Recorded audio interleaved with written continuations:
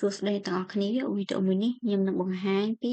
របៀបប្រើប្រាស់រូបមន្តទាំង5របស់ count អញ្ចឹងនេះជារូបមន្ត count ដែលយើងឧស្សាហ៍ប្រើឬក៏ឧស្សាហ៍ជួបជាញឹកញាប់យើងមាន count count A count blank count if និង count if មាន s ហើយខ្ញុំនឹងបង្ហាញពីរបៀបប្រើប្រាស់នីមួយៗនិយមន័យរួមរបស់ count គឺយើងប្រើសម្រាប់រាប់ប៉ុន្តែក្នុងការរាប់ហ្នឹងគឺមានទៅតាមលក្ខខណ្ឌផ្សេងៗឥឡូវយើងចូលមកដល់ count ទី1 count ទី1នេះ count ធម្មតានេះគឺយើង count រាប់តែចំនួនលេខតែប៉ុណ្ណោះឥឡូវយើងធ្វើការ select ទាំងខាងលេខនិងខាងអក្សរយើងបិទមុខកញ្ចក់រួចធ្វើការ enter យើងឃើញថាកន្លែង count នេះគឺមាន5ហ្នឹងគឺរាប់តែលេខទេ1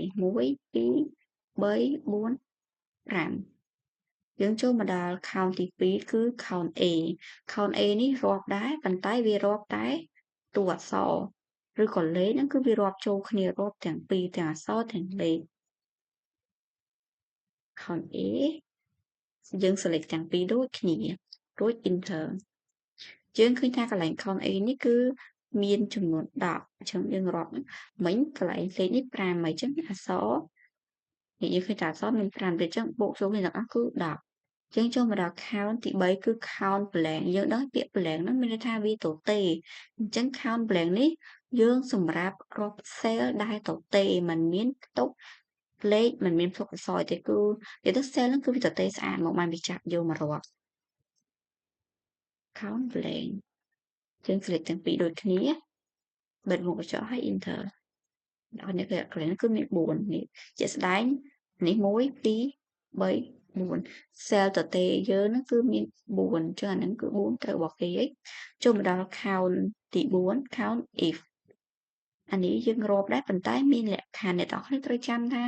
មិនថារូបមន្តអីទេឲ្យតែមានពាក្យ if កតុយគឺជាការប្រើជាមួយនឹងលក្ខខណ្ឌដូច count អញ្ចឹងយើងប្រើ count if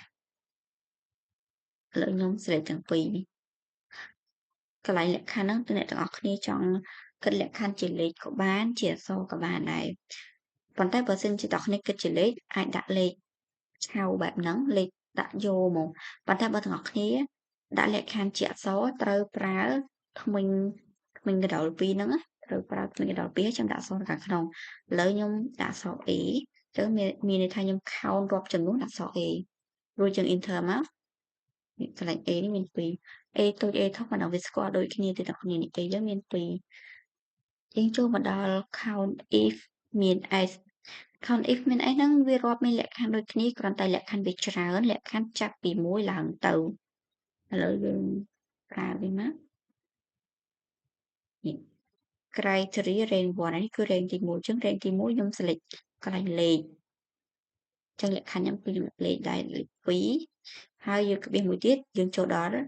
លក្ខខណ្ឌទី2អីអ្នកនរគ្នាមើលខាងក្រោមនេះបាននេះវា select កន្លែង criteria rank 2អញ្ចឹង rank នៃលក្ខខណ្ឌទី2អញ្ចឹងខ្ញុំ select កន្លែង tick នេះកញ្ញាសម្ដងយើងក្បៀសហើយយើងដាក់លក្ខខណ្ឌអញ្ចឹងលក្ខខណ្ឌនេះខ្ញុំដាក់ A នៅពេលអ្នកនរគ្នាប្រើ count if មាន s ហ្នឹងវារាប់ក្នុងករណីដែលលក្ខខណ្ឌទាំងពីរហ្នឹងគឺពិតទៅវារាប់ថា1ដូចនេះចឹងឥឡូវយើង enter គឺបាន1នេះកន្លែងនេះគឺលេខ2ហើយអក្សរ A អញ្ចឹងវាចូលលក្ខខណ្ឌរបស់យើងហើយនេះ2ហើយគឺ A បើសិនជាកន្លែងនេះដូចខាងក្រោមអញ្ចឹងនេះ2ដែរប៉ុន្តែនេះ B អញ្ចឹងគឺខុសលក្ខខណ្ឌហើយតែបើ B ហ្នឹងវាដូរទៅជា A វិញអ